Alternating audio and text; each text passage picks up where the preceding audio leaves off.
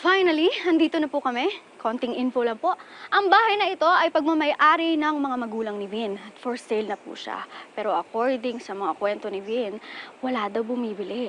Ayaw nila bilhin ng bahay dahil meron daw multo. Malalaman natin kung meron nga talaga multo. Dahil magsistay tayo dito ng isang gabi. Sasama ko talaga kayo, yes. At mag-ghost hunting tayo. At kung hindi man kami makalabas ng buhay, kayo na pong bahala kay Tyson. Si Tyson po yung alaga kong aso. Bye, Tyson. Hoy, bakit si Kako? Ano na pinagsasabi mo dyan? Uy, scared siya. Don't worry. You'll be safe with me. Oo, no? Ang creepy kaya ng lugar. Tapos nandyan ka pa.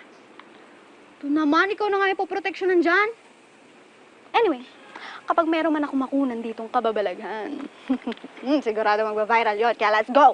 Simulan na natin to.